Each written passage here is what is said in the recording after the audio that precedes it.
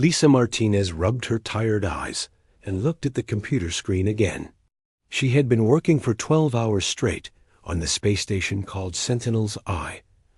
The station floated at the edge of known space, far from Earth.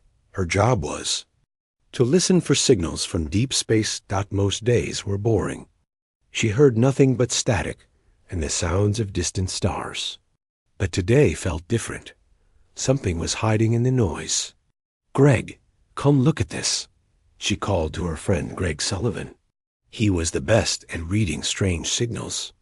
Greg walked over and sat down next to her. "What do you have?" Greg asked.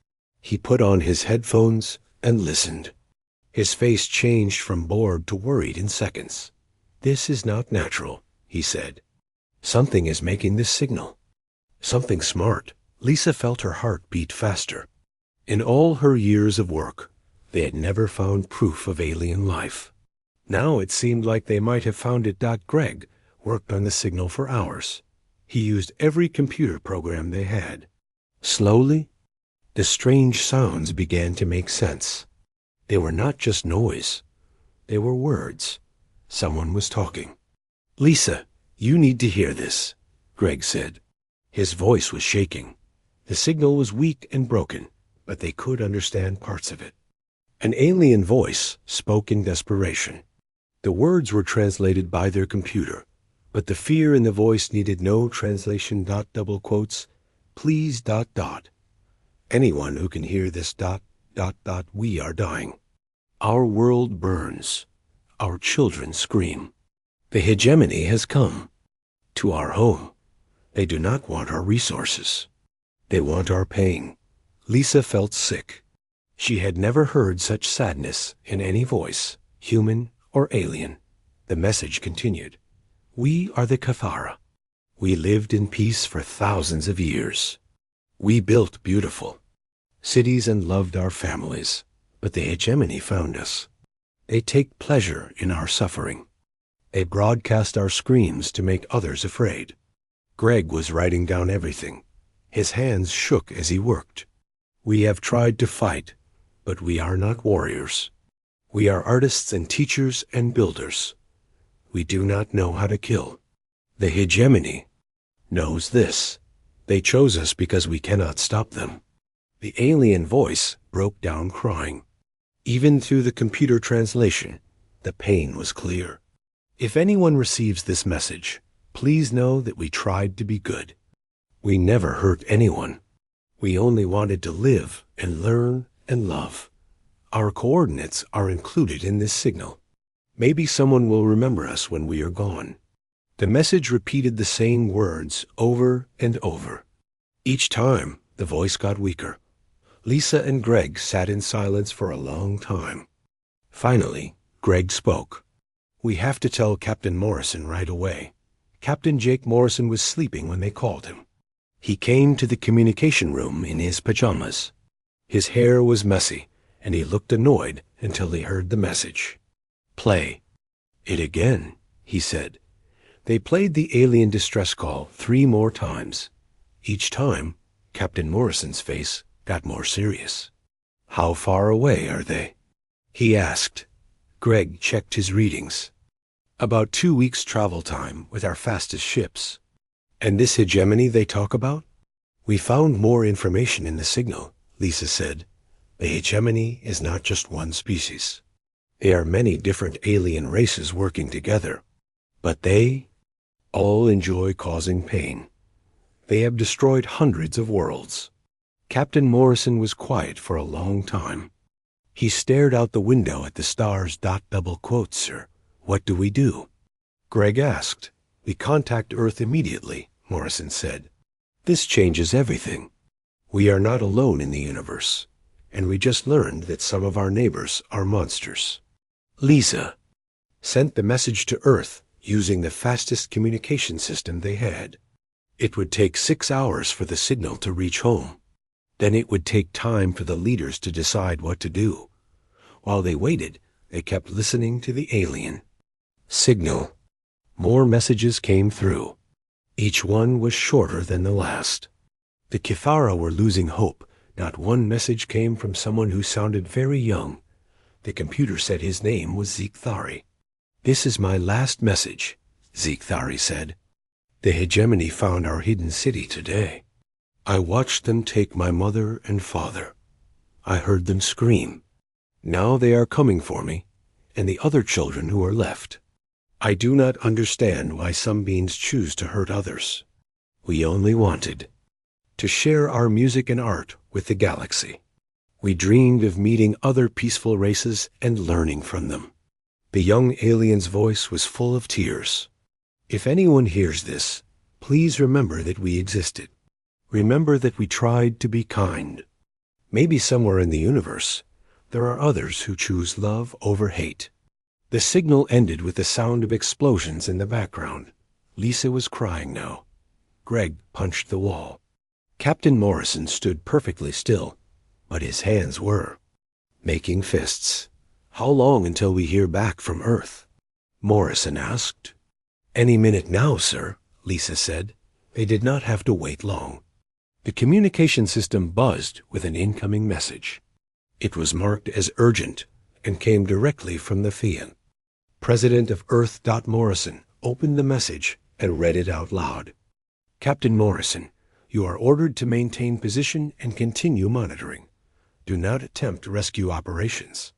Earth is preparing a response. Stand by for further orders." Greg looked disappointed. "That's it. We just wait while those aliens die?" Morrison looked at the message again. Then he looked at his crew. "Lisa, how many people live on that alien world?" Lisa checked the data. "About 50 million, sir. But the number gets smaller every day." Morrison made his decision. "Send a message back to Earth. Tell them we will follow orders. But also tell them this. Every hour we wait, thousands of innocent beings die. Tell them that when humanity finally acts, we better be ready to face what we've become if we do nothing." As Lisa sent the message, another alien signal came through. This time, it was just screaming. No words. Just the sound of a world dying. Morrison listened to the screams and made a promise to himself. Whatever Earth decided, he would not forget this moment. He would not forget the sound of innocence being destroyed while good people stood by and did nothing. The emergency meeting room in Earth's capital was full of the most important people in human government. President Amy Rodriguez sat at the head of the table. Her advisors looked worried and tired. None of them had slept since the alien message. Arrived, Admiral Patricia Cole spread papers across the table. She was the head of Earth's military forces. Her gray hair was pulled back tight, and her blue eyes were sharp. "The signal is real," she said. "We have checked it 100 times. There are aliens out there, and they are being killed." Dr. Nathan Brooks, Earth's top scientist who studied life, stood up to speak.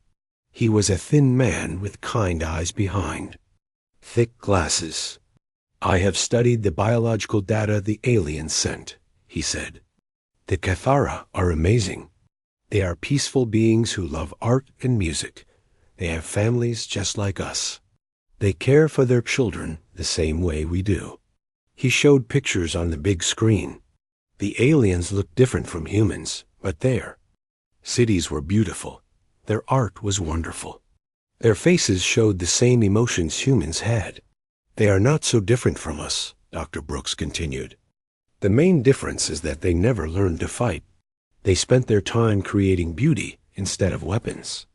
General Robert Hayes, a big man with scars on his face, slammed his hand on the table. "That's exactly why they're dying," he said. "The universe is not a safe place. You have to be able to protect yourself." Kelly Wright, the head of Earth's spy agency, opened her computer files. She was a small woman who noticed everything. "I have been studying this hegemony group," she sighed. "What I found makes me sick. They are not conquerors who want land or resources. They are something much worse." She showed images on the screen that made everyone look away. "They enjoy causing pain. They have special ships designed just for torture. They broadcast the screams of their victims to scare other worlds. They have been doing this for thousands of years. President Rodriguez looked pale. How many worlds have they destroyed? At least 300 that we know of, Kelly said. Maybe more. They choose worlds with peaceful beings who cannot fight back. They are bullies on a galactic scale. The room was quiet for a long time. Everyone was thinking about what this meant for humanity. Defense Secretary Carl Johnson spoke up. He was an old soldier who had seen many wars. We have to be careful, he said. If we help these aliens, the hegemony will learn about Earth. They might come after us next. So we should hide like cowards? Admiral Cole asked. Her voice was angry. We should let innocent beings die to save ourselves? I'm just saying we need to think about this, Johnson replied. We have a duty to protect humanity first. Dr. Brooks stood up again. His voice was shaking with emotion. I have children. He said, I have grandchildren. When they grow up, what will I tell them? Will I say that we knew aliens were being murdered and we did nothing? Will I say that we were too scared to help? President Rodriguez listened to everyone argue. She had been the leader of Earth for 6 years. She had made many hard choices. But nothing like this. Her assistant brought her a new message from Captain Morrison at the space station.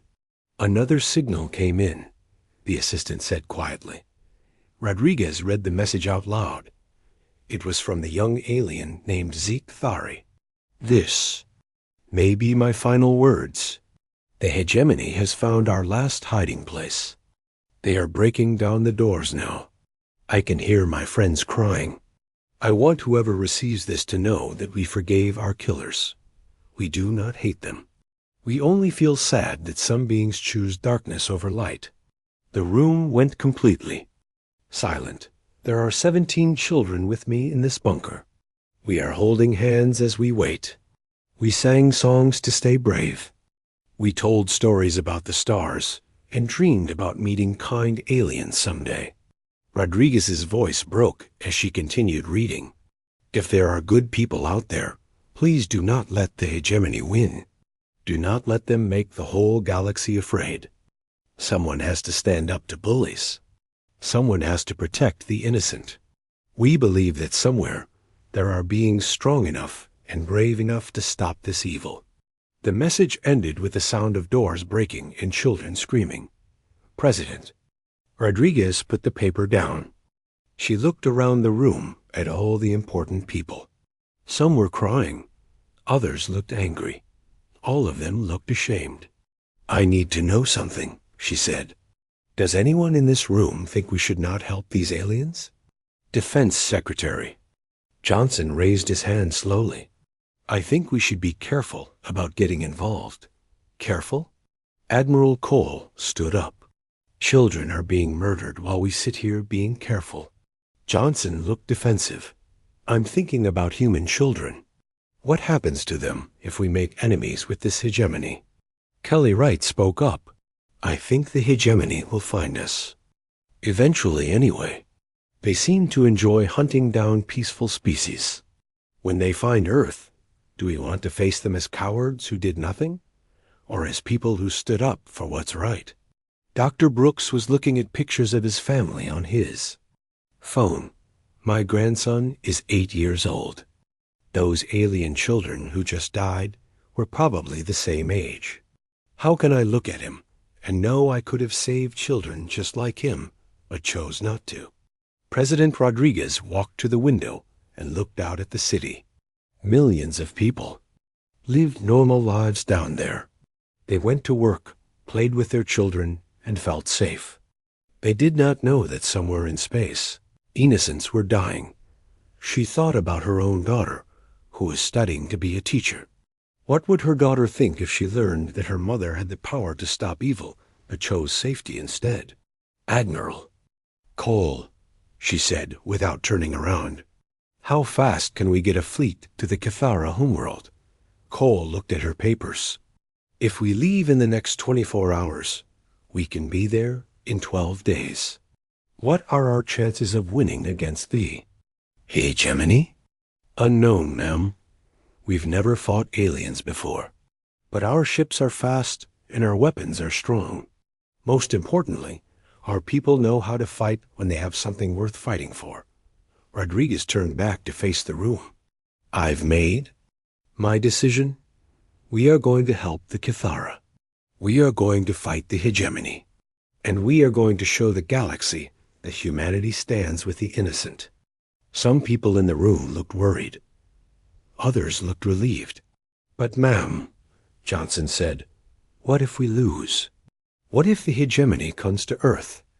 Rodriguez looked him in the eye. Then at least we will face them as people who tried to do the right thing. At least we will die knowing we stood up to evil instead of hiding from it. She turned to Admiral Cole. How many ships can you give me? Every ship we have, Cole said with a smile. When word gets out about what's happening, every human military officer will want to volunteer for this mission. President Rodriguez nodded. Then let's go save some aliens. And let's show the universe what happens when you hurt innocent people, while humanity is watching. The meeting ended with people running in all directions. Some went to prepare ships. Others went to call their families. Everyone knew that this day would change human history forever. In 12 hours, humanity would stop being a species that only cared about itself. They would become something new. They would become protectors. The news spread across Earth like wildfire. Within hours, everyone knew about the alien distress call and humanity's decision to help. Something amazing happened that no one expected. The whole world came together. Captain Steve Parker stood on the bridge of his ship, the Knight's Edge. It was the fastest and quietest ship in the human fleet. His job was to reach the alien world first and see what they were fighting against. Are all systems ready? He asked his crew. Yes, sir, said Tony Rodriguez, his explosives expert. Tony was a big man who loved to blow things up, but he also had a gentle heart. All weapons are loaded and ready. Navigation is set for the Kithara system, said Karen Lewis, his tactical officer. She was smart and calm under pressure. We should arrive 2 days before the main fleet. Steve looked out at space. Behind them, the largest military force in human history was getting ready to launch. More than 500 ships filled with angry humans who wanted to stop evil. But first, his small team had to see what they were up against. Take us out, Steve ordered. The Knight's Edge jumped into faster-than-light travel. Space became a blur of stars as they raced toward a world they had never seen to save people they had never met. Back on Earth, Admiral Cole was having the busiest day of her life. Every military base was working at full speed. Soldiers, pilots, and engineers worked without sleep to get ready. But the most amazing thing was happening with regular people. Factories that made cars started making weapons. Companies that built houses started building parts for spaceships. Farmers sent food for the long journey. Teachers volunteered to take care of soldiers' children while they were gone. Ma'am, we have a problem, said Lieutenant Dan Foster, Cole's communications officer. He was young but very good at his job. What kind of problem? Cole asked. We have too many volunteers. Every person who knows how to fly wants to join the mission. We don't have enough ships for everyone who wants to fight. Cole smiled for the first time in days. That's a good problem to have. Pick the best pilots and tell the others they can help by keeping Earth safe. Meanwhile, Dr. Brooks was working with other scientists to learn everything they could about the enemy. They studied every piece of information from the alien signals. The hegemony ships are big and scary-looking, he told his team. But they're designed to frighten, not to fight real battles. They've been bullying peaceful worlds for so long that they forgot how to fight against people who fight back. His assistant, Maria Santos, found something interesting in the data. Look at this, she said. The hegemony always attacks the same way. They surround a planet and broadcast fear messages. They use psychological warfare to make people give up before fighting. What happens when they face people who don't give up? Dr. Brooks asked. We're about to find out, Maria said. 3 days into their journey, Captain Parker and his crew reached the edge of the Cathara system. What they saw made them sick and angry at the same time. Dear God, Karen whispered. Huge alien ships surrounded the beautiful blue and green planet. The ships were black and covered with spikes. They looked like metal monsters floating in space. Worse, they were broadcasting something on all frequencies. What are they sending? Steve asked. Tony put the signal through their speakers. The bridge filled with the sounds of screaming, crying, and begging. The hegemony was broadcasting the torture of the Cathara civilians to break the spirit of any survivors. Turn it off, Steve ordered. His hands were shaking with rage. Sir, I'm picking up movement on the planet's surface, Karen said. There are still some Cathara alive. They're hiding in underground bunkers. Steve studied the enemy ships through his telescope. They were big, but moved slowly. Their weapons were designed to destroy buildings and frighten people, not to fight. Other spaceships, they don't expect anyone to fight back, he said. They've gotten lazy and careless. Tony was checking his weapon systems. Sir, request permission to blow up one of their ships right now. Not yet, Steve said. We need to gather information first. But mark my words, these monsters are going to pay for what they've done. They spent 2 days watching and learning. The hegemony had 20 large ships and hundreds of smaller ones. They took turns going down to the planet to capture more victims. But Steve noticed something important. The enemy ships never worked together as a team. Each captain seemed to be in competition with the others to cause the most suffering. They're not soldiers, he told his crew. They're a gang of bullies who got lucky by only fighting people who couldn't fight back. On the second day, they intercepted a hegemony communication. The alien voices were talking about their next target. When we finish with this world, we attack the Zelani system, one voice said. Their population is even larger. The screaming will last for months. Steve made a decision that would change everything. Send a message to Admiral Cole, he ordered. Tell her what we found. Tell her the enemy is cruel, but not smart. Tell her that humanity can win this fight. What about maintaining radio silence? Karen asked. The time for hiding is over, Steve said. It's time to let these monsters know that someone is coming for them. Back with the main fleet, Admiral Cole received Steve's report. She called an emergency meeting with all her ship captains. The situation is worse than we thought, she told them. The hegemony is torturing entire populations for entertainment. But the good news is that they're not as strong as they look. Captain Rick Thompson, leader of the fighter pilots, raised his hand. What are our orders, ma'am? Cole looked around the room at all the brave men and women who had volunteered for this mission. Some were veterans of Earth's old wars. Others were young people who had never seen battle. But all of them had the same look in their eyes. Determination. To stop evil. We're going to hit them fast and hard, she said. No warnings. No negotiations. We're going to save every Cathara we can and destroy every hegemony ship we find. What if they surrender? Someone asked. Cole thought about the screams they had heard in the alien broadcasts. She thought about the children who had died. Wow. Humanity debated what to do. The hegemony has been murdering innocents for thousands of years, she said. They made their choice.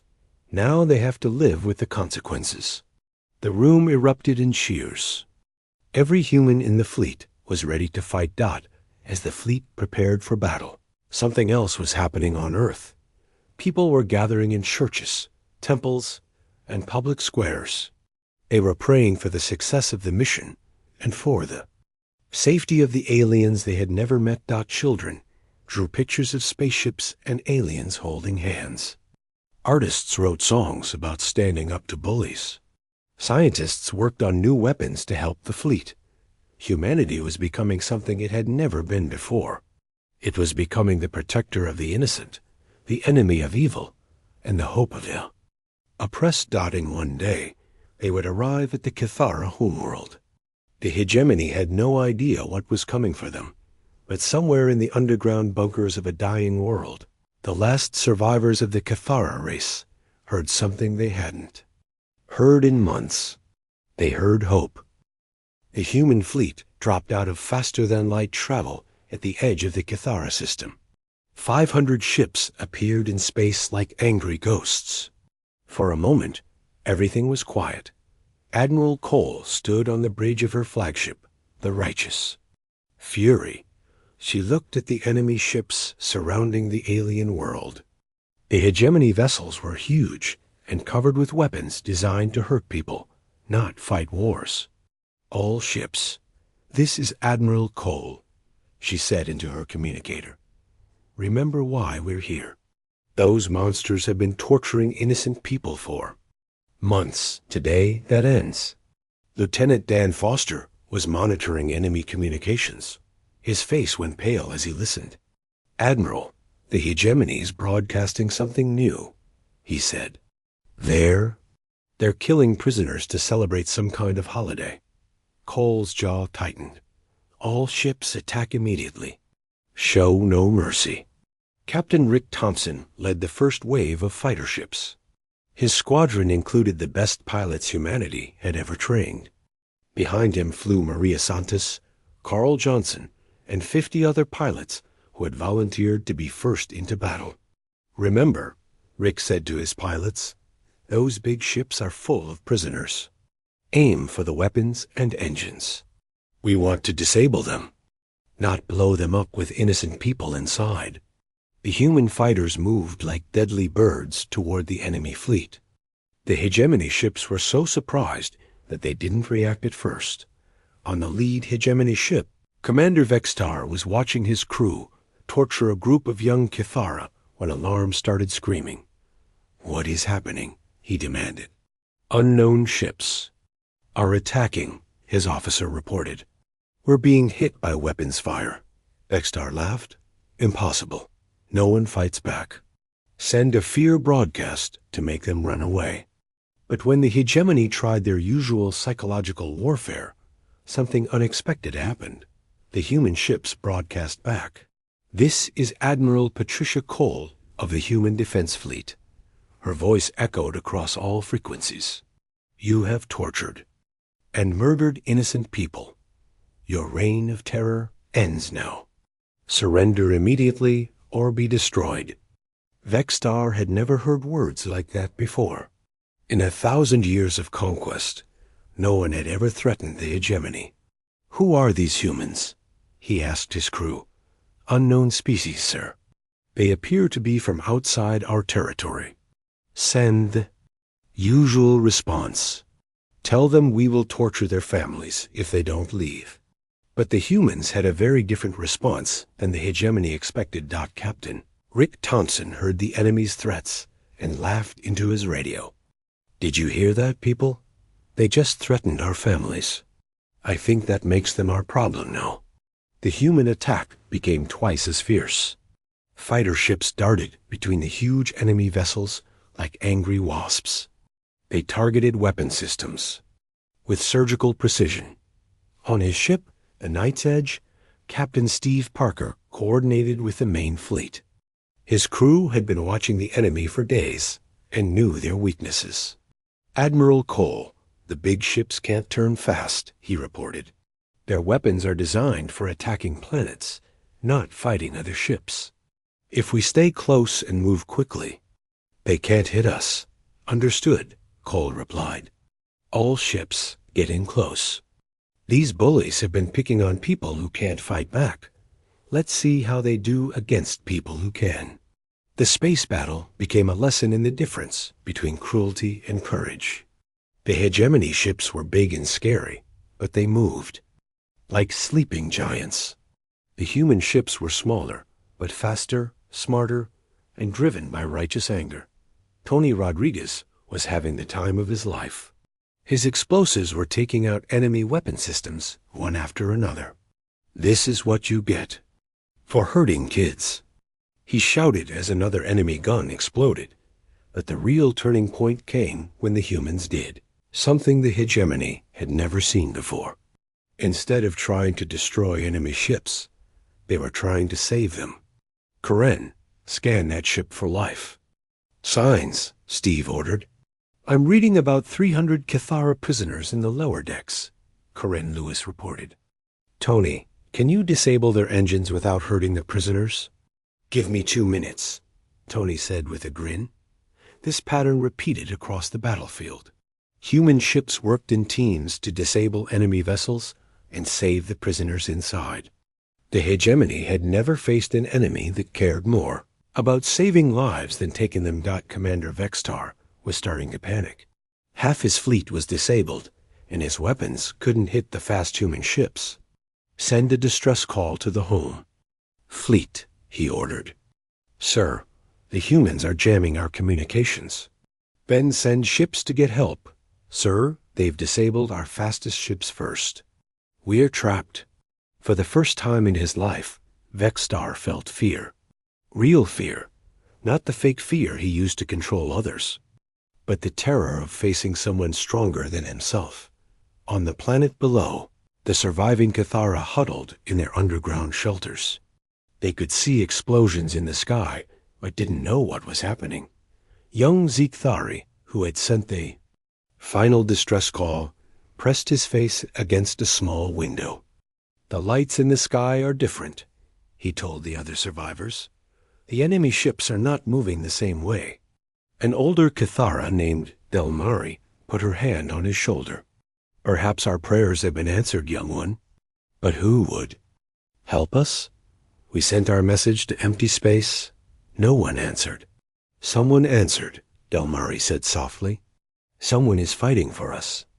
Back in space, the battle was turning into a rescue operation. Human ships were boarding disabled hegemony vessels and freeing prisoners. The aliens they rescued were amazed to see these strange new beings who had traveled across the galaxy to help them. Admiral Cole watched her tactical display with satisfaction. Then opened a channel to all hegemony ships. "Channel open, ma'am. This is Admiral Cole. Your weapons are destroyed. Your ships are disabled. Your prisoners are being freed. You have one chance to surrender peacefully." Commander Vextar's voice came back full of rage and confusion. "What do you want from us? Our resortory? Our resources?" "We want you to stop hurting innocent people," Cole replied. "That's all we've ever wanted." "That's impossible. No species fights just to help others." "What is your real purpose?" Cole looked around her bridge at her crew. These people had left their families and risked their lives to save aliens they had never met. They asked for nothing in return, except the chance to do what was right. "You wouldn't understand our purpose," she said. "You've spent so long being evil that you've forgotten good exists." The last hegemony ship surrendered an hour later. The space around the Cathara homeworld was now filled with human vessels and freed alien prisoners. Admiral Cole knew this was just the beginning. Intelligence gathered from captured hegemony computers showed that hundreds of other worlds were under attack right now. "All ships, prepare for immediate departure," she announced. "We have more people to save." Captain Rick Thompson looked at the beautiful alien world they had just liberated. "Sir, shouldn't we take time to rest and regroup?" Admiral Cole thought about all the other worlds where innocents were dying while monsters celebrated their pain. "There will be time to rest when there are no more screams in the galaxy," she said. "Until then, we keep fighting." The human fleet prepared to jump back into faster-than-light travel. They had learned something important today. They were not just fighting to save the Cathara. They were fighting to save the idea that good could triumph over evil, and they were just getting started. 3 months later, the galaxy was a very different place. The human fleet had visited 47 worlds under hegemony attack. At each one, the story was the same.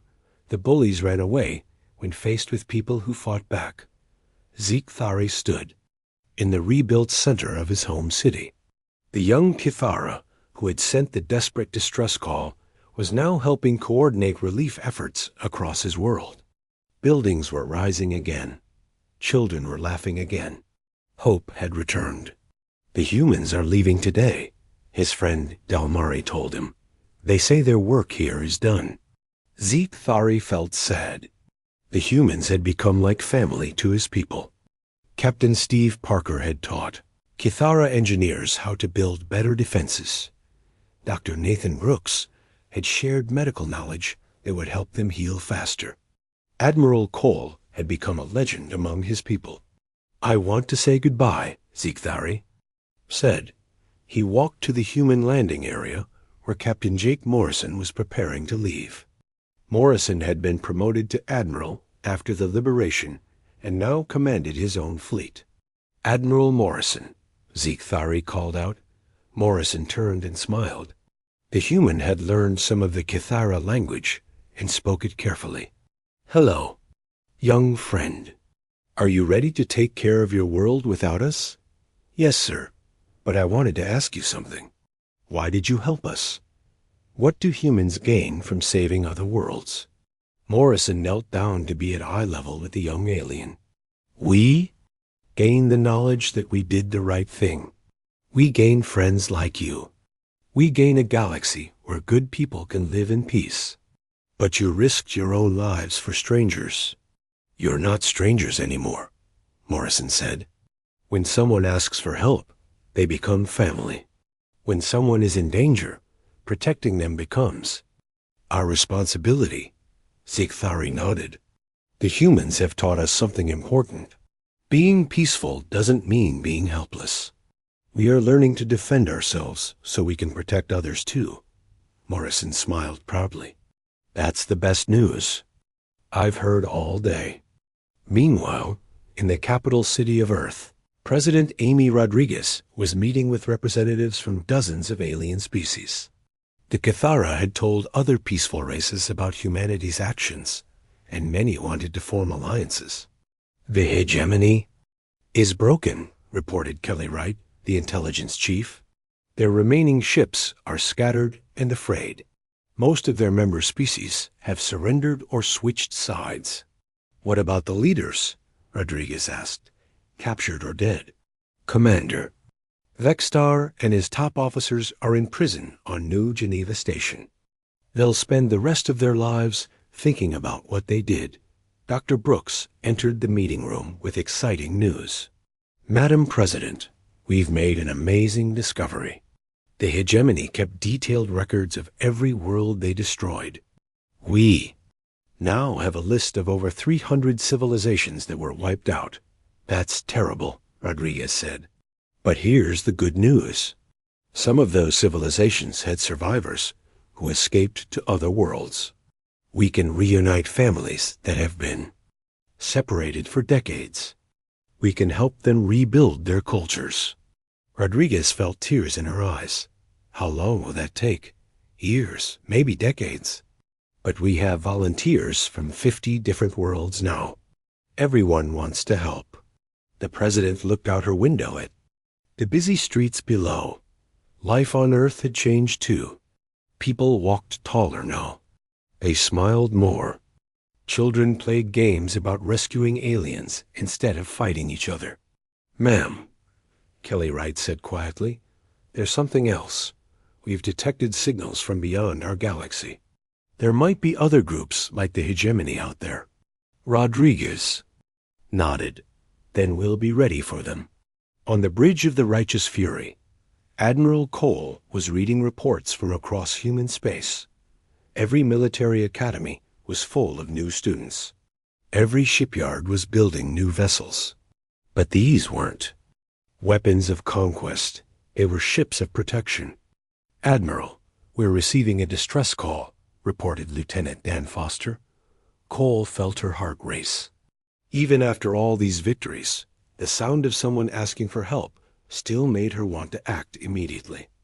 Where is it coming from? The Andromeda. Sector, unknown species. They say something called the Devourer Swarm is attacking their worlds. Cole looked at her crew. They looked tired but determined. Saving the galaxy was hard work, but someone had to do it. Plot a course for Andromeda, she ordered. Maximum speed. Ma'am, that's outside our normal patrol area, Foster said. Dan, evil doesn't respect patrol areas. Neither do we. As the ship jumped into faster-than-light travel, Cole thought about how much humanity had changed. 3 months ago, they were a species that hid from the galaxy and worried only about themselves. Now they were the guardians of peace for hundreds of worlds. But the most important change wasn't in their technology or their military power. It was in their hearts. Humans had remembered something that the hegemony had tried to destroy. The belief that good people have a duty to protect the innocent. Captain Rick Thompson was leading a patrol near the former hegemony territory when his communications officer picked up something interesting. Sir, we're getting a message from a group of former hegemony soldiers. What do they want? Rick asked suspiciously. They want to join us, sir. They say the humans taught them that there's a better way to live than causing pain. Rick thought about this. Some of his crew wanted to reject the offer immediately. These aliens had been part of the force that tortured innocents. But then he remembered something. Admiral Cole had said, the best way to defeat evil is to turn it into good. Tell them they can join us, Rick decided. But they start at the bottom. And they have to prove they've really changed. And they have to help rebuild every world they helped destroy. Yes, sir. Should we tell Admiral Cole? She already knows. The Admiral has a way of seeing the good in people before they see it themselves. Back on the Cathara homeworld, Zeke Thari was recording a message to send across the galaxy. His people had decided to share their story with every species they could reach. To anyone who receives this message, he said, we want you to know about the humans. They are a species that travels the stars not to conquer, but to protect. They risk their lives not for profit, but for principle. When we were dying, they heard our cries and came to help. When we were weak, they made us strong. When we had lost hope, they gave us faith. If you are in danger, call for help. Someone will answer. If you are safe, then help others who are not. This is the way the humans have taught us to live. The galaxy is no longer a place where only the strong survive. It is now a place where the good protect the weak, where the brave defend the innocent, and where hope is stronger than fear. Zeke Thari finished his message and sent it out to the stars. He knew that somewhere in the galaxy, the humans were already racing toward their next rescue mission. He also knew that other species were learning from the human example. The Zilani had formed their own protection fleets. The Mordave were training their people in defense. The galaxy was becoming a network of worlds that looked out for each other. As he looked up at the stars, Zeke Thari made a promise. Someday, when he was older and stronger, he would join the humans in their mission. He would help protect other worlds that sent out desperate distress calls. He would make sure that no cry for help ever went unanswered again. The distress call that had ignited humanity's fury had done something else too. It had ignited hope across the entire galaxy. And that hope was spreading faster than any fleet could travel, touching every world where good people dreamed of a better tomorrow. In the end, the humans had not just saved the Cathara. They had saved the idea that heroes could exist, that good could triumph over evil, and that sometimes someone really would come when you called for help. The galaxy would never be the same. And that was exactly what humanity had intended.